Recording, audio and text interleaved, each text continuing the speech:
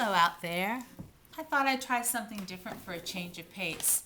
I used to once upon a time teach theater at Brunswick Middle School and then again at Crestwood Middle School.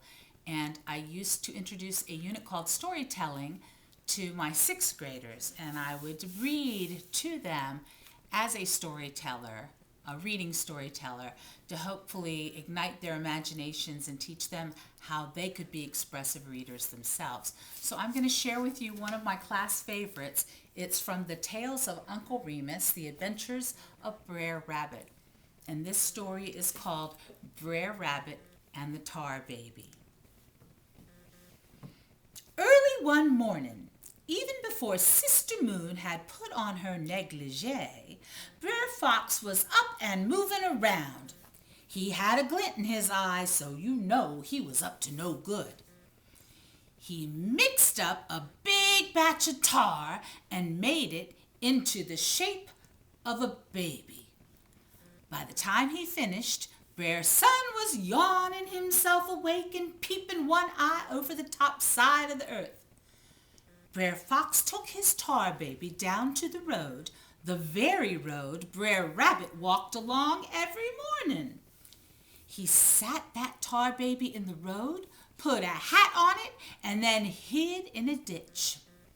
He had scarcely gotten comfortable as one can get in a ditch, before Brer Rabbit came strutting along like he owned the world and was collecting rent from everybody in it. Seeing the tar baby, Brer Rabbit tipped his hat. "Good morning! Nice day, ain't it? Of course, any day I wake up and find I'm still alive is a nice day as far as I'm concerned." He laughed at his joke, which he thought was pretty good. "Ain't too bad if I say so myself." Tar Baby don't say a word. Brer Fox stuck his head up out of the ditch, grinning. "You deaf?" Brer Rabbit asked that Tar Baby. "If you are, I can talk louder." He yelled, "How you this morning? Nice day, ain't it?" Tar Baby still don't say nothing. Brer Rabbit was getting kind of annoyed. "I don't know what's wrong with this young generation. Didn't your parents teach you no manners?" Tar Baby don't say nothing. "Well, I reckon I'll teach you some." He hauls off and hits the Tar Baby. Bip! And his fist was stuck into the side of the Tar Baby's face. "You let go! You let me go!" Brer Rabbit yelled. "Let me go or I'll really pop you one." He was twisted and turned, but he couldn't get loose. "All right, I warned you." And he smacked that Tar Baby on the other side of his head. Bip! His other fist was stuck.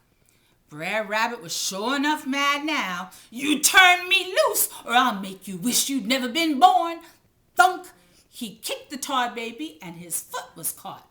He was a-cussing and carrying on something terrible and kicked that Tar Baby with the other foot, and thunk! That foot was caught. "You let me go or I'll butt you with my head." He butted the Tar Baby under the chin and thunk! His head was stuck. Now Brer Fox sauntered out of the ditch just as cool as the sweat on the side of a glass of iced tea. He looked at Brer Rabbit, stuck to the Tar Baby, and laughed until he was almost sick. "Well, I got you now," Brer Fox said when he was able to catch his breath.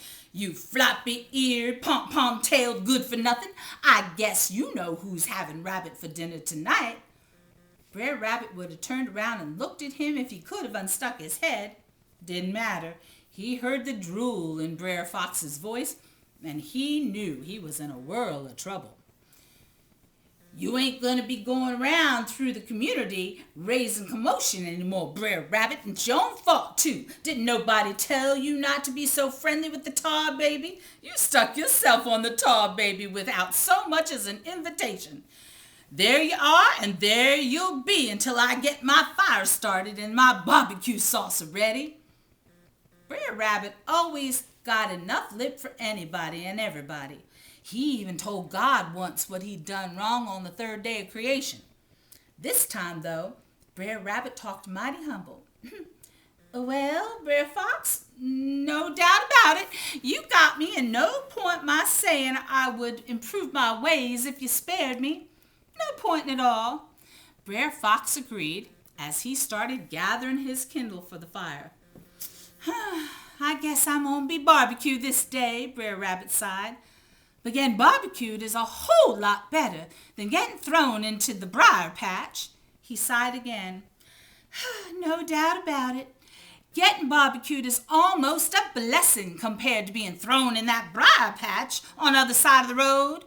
If you gots to go, go in barbecue sauce. That's what I always say. How much lemon juice and brown sugar you put in yours?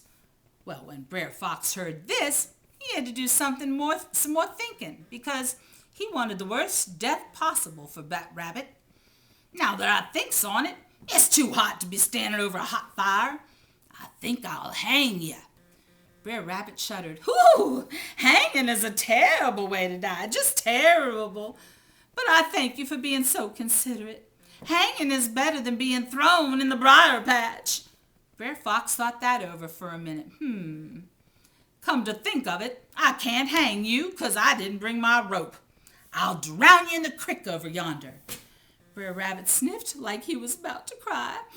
No, Brer Fox, you know I can't stand water. But I guess drowning, awful as it is better than that briar patch. I got it, Brer Fox exclaimed.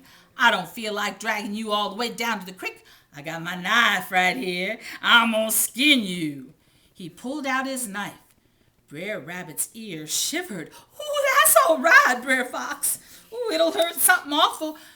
But go ahead and skin me. Scratch out my eyeballs. Tear out my ears by the roots. Cut off my legs. Do whatsoever you will with me, Brer Fox. But please, please, please don't throw me into that briar patch.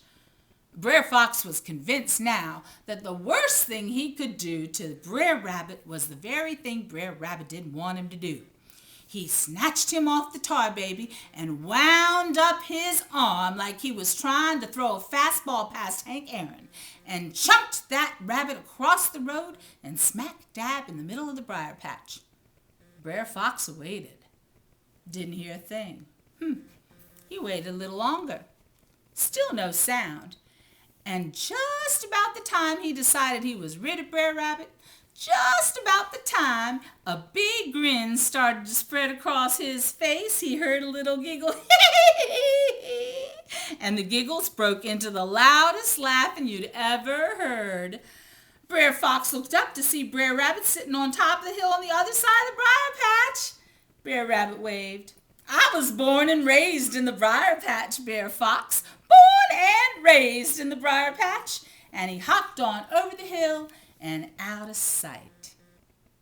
I hope you enjoyed the tales of Uncle Remus and Brer Rabbit and the tar baby.